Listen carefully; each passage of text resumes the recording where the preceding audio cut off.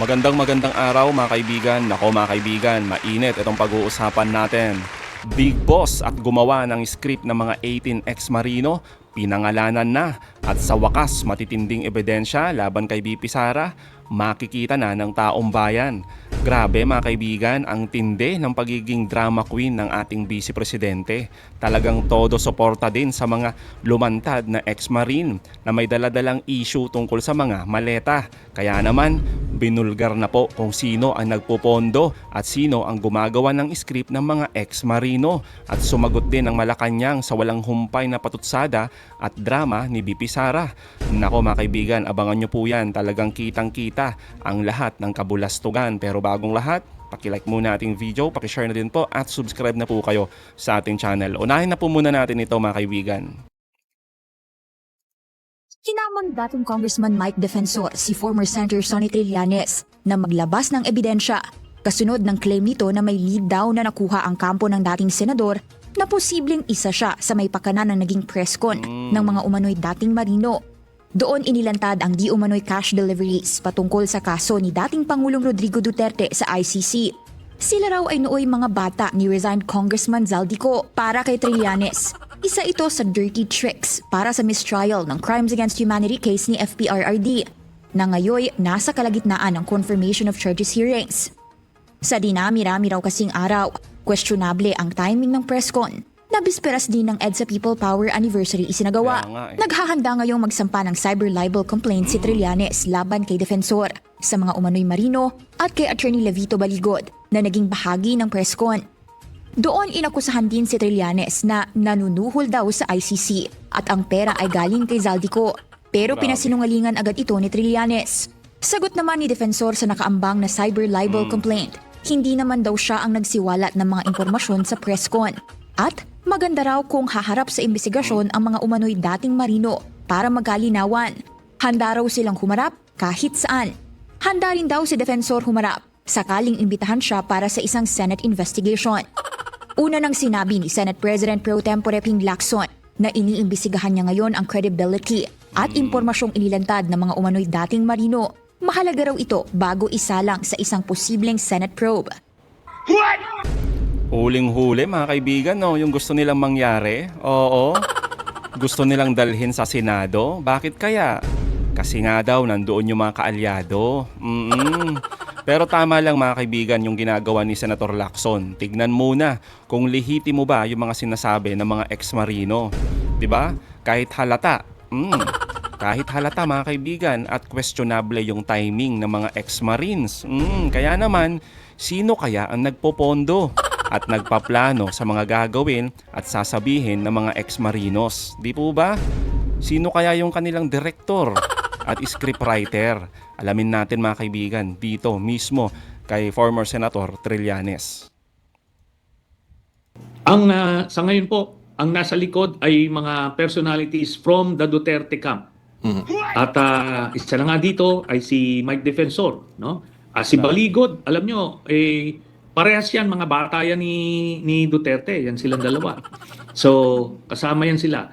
At meron pa kaming inaantay lang ngayon dahil meron kasi mga magsasalita dyan sa 80 na yan.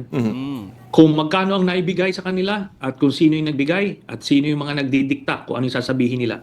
Ayan po ang antay natin. File po kami ng cyber libel case siguro kung matapos next week, the next week po kami magpa-file. They will suffer the consequences of their actions. Hindi pwedeng gawin yung mga ginagawa nila ng walang consequence. Kailangan po may managot dito. Tama lang yan, di po ba? Grabe kasi yung paninira eh. Oo. Ang tindi mga kaibigan, ang daming dinamay, di ba? Dahil lang dito sa laro ng politika. At syempre, kakaprotekta sa kanilang amo. Lahat gagawin mga kaibigan, kahit ganito na katindi. Yung harap-harapang paninira.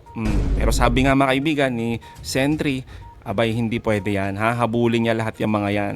Kailangan managot itong mga mapanira. Oo, hindi na ho kasi maganda eh. 'Di ba?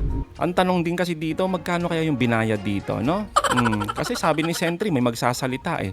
Doon sa 18 ex-marino, aba agad may bumaliktad. Oo, nagising din sa katotohanan siguro mga kaibigan na konsensya. O, 'di ba? Gusto din nating malaman kung sino-sino yung tagagawa ng script. Yan mga kaibigan, di ba? Yung tagagawa ng script tulad ng tagagawa dati ni Orly Goteza. Siyempre, dati kumalat naman kung sino, di ba? Yung piluka daw dyan sa Senado. Kaya nga ang tanong, siya pa rin ba yung gumagawa ngayon ng mga script? Well, di natin alam. Si Sentry na lang makakaalam yan. Abangan natin mga kaibigan yung mga update dito. Di ba?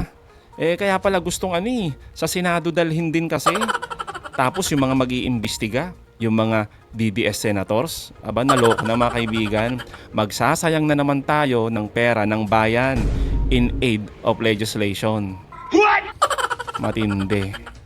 Pero ito, kahit ano man yung estado nila, whether civilian sila or nagserbisyo sila ng tapat o hindi, ang importante naman dito ay totoo yung sasabihin nyo. Yun. Di ba? At dapat, yung tama ang gagawin. Tama. Ibiruin mo nyo yung pagbabantay sa ICC at yung mga testigo, hindi naman mali yun eh. Hindi naman immoral yun. Bakit nilagay nila sa peligro? Kayo yung security nung panahon na yun. Sinasabi nyo, bakit hindi nyo prinoteksyonan yung nila, como wala na kayong kabuhayan, suddenly isasangkalan nyo na yung buhay ng mga taong pinoproteksyonan nyo. Hindi po bawal ang pakikipag-ugnayan sa ICC dahil dati nga tayong miyembro dyan. So yun ang nakakalungkot dito at nakalimutan nila yung tungkulin nila bilang protector ng people in the state. Ngayon, sumapi sila dun sa mga nais magpatalsik ng ating gobyerno. Laki siguro ng binayad mga kaibigan, no? Kaya sumapi agad sa gustong magpabagsak sa ating gobyerno. No choice na din siguro, lalo pat suportado mga kaibigan. At talagang bumilib umano ang ating Vice Presidente. Di ba? Ayan, no? Bumilib sa katapangan ng mga ex-marino. Itong Vice Presidente natin, ibang klase. Alam nyo po mga kaibigan, yung paghanga ni VP Sara dito ay maaring makita natin bilang isang taktika para bigyan ng validation itong mga ex-marinos, di ba? Siyempre, pabor sa kanya eh. Di ba? Pabor na pabor yung mga naratibo. Pero sa mata ng batas mga kaibigan, at siyempre sa mata ng mapanuring publiko, hindi sapat ang tapang lang. Di po ba? Kailangan may matibay na corroboration o ebidensya para hindi ito magmukhang bahagi lang ng kanilang propaganda. Di ba? Propaganda at kasinungalingan sabay sasabayan pa ng drama. Kaya naman mga kaibigan, heto, kinastigo ni Attorney Castro itong drama queen ng mga Duterte. Pakinggan po natin to. Mismo ang dating Pangulong Duterte ang nagsabi na may mga pagkakataon na ang Vice Presidente ay sinungaling. Ipapakita ko po ang isang article at binanggit din po ni dating Pangulong Duterte na ang kanyang anak na si VP Sara ay isang drama queen. Drama queen. Dito pinasinungalingan niya mismo ang sinabi ng dating Mayor Sara Duterte sa isang issue ito. So, kailan pa ba natin paniniwalaan ang mga sinasabi ng Vice Presidente kung mismo ang kanyang ama ay sinasabing siya ay nagsisinungaling? At patungkol sa pagtakbo niya na kung sana ay nanatili na lamang siyang mayor sa Davao City, muli, sumasang-ayon tayo sa kanyang tinuran. Mas maganda po nga sana kung nanatili na lamang siyang mayor sa Davao City at nahalal natin ang isang Vice Presidente na tutulong sana sa ating Pangulo. Correct. Hindi isang Vice Presidente na magtatrabaho, mag-aaksyon at hindi bakasyon at hindi puro paninira ang gagawin sa ating Pangulo. Mas umunlad sana or mas uunlad pa maliban sa ginagawa ng Pangulo ngayon at kapag siya may katuwang para sa pag-unlad ng bansa, mas naging mainam sana. Pero sabi nga natin, nasa huli ang pagsisisi. Yusek, follow-up. She said in a statement yesterday that hanga siya sa tapang ng mga alleged former security detail ni Zaldico na naglakas loob magsalita, saying that their testimonies and the information of alleged cooperation between some Philippine officials and ICC investigators should not be sidelined, and that the allegations made by the alleged former soldiers strengthened her claim that the ICC has long been present in the country, even during the time of the supposed kidnapping of her father. And also, she also mentioned, Yusek, yung yung letter that she wrote to President Marcos Jr.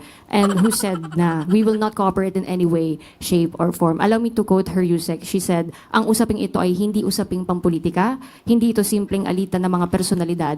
Ito ay tungkol sa pangunahing prinsipyo ng ating pambansang soberanya. Soberanya. Are we talking about sovereignty?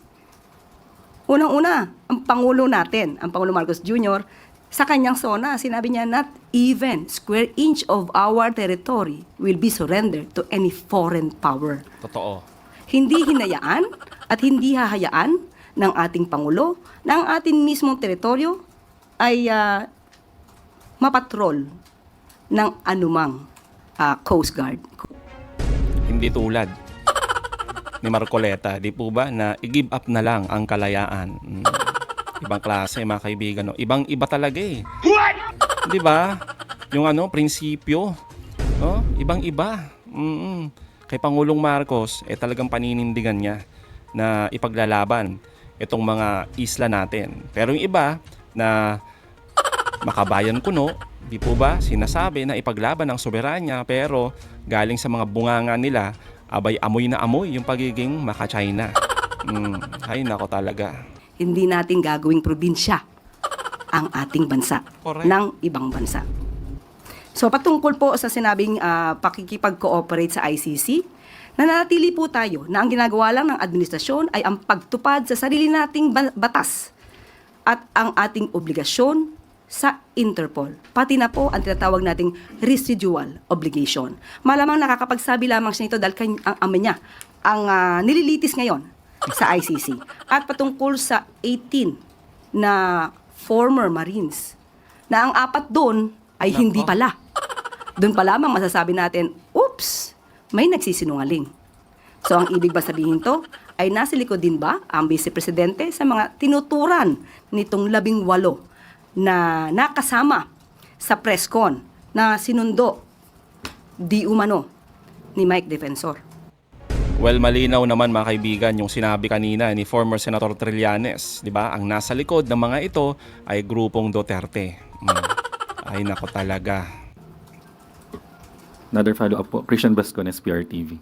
Sinabi ni Pangulong Marcos na ang dapat na umupo bilang presidente sa susunod na sa kanya ay isang marunong sa ekonomiya. Ngayon nag-declare si Vice President Sara Duterte na tatakbo siya next elections. Sa tingin po ba, bilang nakasama ni PBBM sa gabinete before si VP Sara as secretary, marunong ba sa ekonomiya itong si VP Sara? Ayun na po magtanong mismo. Kay Vice Presidente, hindi po natin masasabi kung hanggang saan ang kanyang kaalaman. Kayo na po. Hindi ko alam kung hanggang saan. Mga kaibigan, kahit siguro marunong pa sa ekonomiya itong si Sara Duterte, abay sa totoo lang mga kaibigan, di ko pa din pipiliin ang isang Sara Duterte na maging presidente. Ngayon pa lang mga kaibigan, puro na lang kabalbalan, di po ba? Di ba, gets naman natin yung mga politika nila, no? Yung mga away nila dyan at yung mga strategy nila. Okay lang yan mga kaibigan, politika di ba? Pero grabe naman mga kaibigan, mula ata na luklok itong pagkabise ni Sara Duterte, wala nang ginawa di ba? Kundi siraan ang presidente. Tsaka isa pa mga kaibigan, mas maraming magagaling at malinis ang track records pagdating sa pagiging pangulo. Di po ba? Track records dapat yung tinitignan natin, di ba? Sali na natin yan, yung mga ekonomista, di ba? Yung mga abogado, yung talagang walang bahid ng korupsyon. Ganun dapat etong si Sara Duterte, ang daming bagahe mga kaibigan, di ba? Dawit sa korupsyon, puro bakasyon, di ba? Kaya yung panawagan ni Senator Trillanes sa mga congressman at senador, gawin ang nararapat pagdating sa impeachment ni VP Sara Duterte. Magbase sa ebidensya. Yun din ang sinasabi mga kaibigan, di ba? Ni Kong Luistro, ebidensya dapat, hindi yung panatiko ka o kaalyado ka ni Sara Duterte o kaya naman ni Pangulong Marcos. Di ba? Dapat ebidensya. Pakinggan po natin to. Ang panawagan ko po ay gawin nyo lang po yung tama. Hindi kayo malalagay sa alanganin. Mabigat man minsan gawin yung tama, pero yan po ang ating tungkulin. Nung nung tumakbo sila bilang representante ng taong bayan, dahil inaasahan na gagawin nila yung tama. Ano ba yung tama? Ito pong mga darating na linggo, lalabas po natin yung iba't ibang ebidensya laban kay Sara Duterte. Nako. Mga ilang acts of corruption. At bukod pa riyan, yung bank accounts niya, yung ill-gotten wealth niya na matagal na namin nilalabas na talagang iniiwas-iwasan niya. Ito na finally ay makikita na ng mga kababayan natin kung ano yung nasa laman nun. To give you an idea, bilyon-bilyon po ang pera ni Sara Duterte at ni Mans Carpio. Grabe. At kasama na dyan yung mga pera na pumapasok bilang dividendo galing sa isang drug lord. Ito ay nagsimula nung siya ay mayor nung 2010 to 2013. Lalabas po yan. Dokumentado po yan. Manager's check kasi na nakapangalan sa kanya. Every 6 months, binabayaran sila ay binibigyan sila ng dividendo ng drug lord. Lahat na miyembro ng pamilya. Si Digong, si Sara, si Pulong, Baste, si Hanilet, kasama na, joint account siya with Kitty. So silang 5. Every 6 months, binibigyan sila ng dividendo. Lalabas po yun. Kaya kailangan makita ngayon pa lang. Yun mga kaibigan, no? Sa wakas, makikita na natin itong mga ebidensya laban kay BP Sara. Grabe kung totoo ito mga kaibigan, nakakahiya. Oo, nakakadiri. May ganito tayong vice presidente. Oo, di ba? Pero maganda rin ito, di ba mga kaibigan, para mapatunayan ng pagpapatalsik sa ating vice presidente, BP Sara Duterte, ay bunga ng legal na pagkukulang at hindi lamang dahil sa hidwaan ng mga pamilya o partido. Di po ba? O kaya naman bangayan lang sa politika. Di ba? Siyempre gusto natin mga kaibigan na mapatalsik ang ating vice presidente, BP Sara Duterte, dahil sa matibay na ebidensya. Di po ba? So mga kaibigan, anong masasabi nyo patungkol dito? Comment down below. Again mga kaibigan, huwag niyong kalimutan, i-like at i-share ang mga videos. Hanggang sa muli, kita-kita ulit tayo mga kaibigan.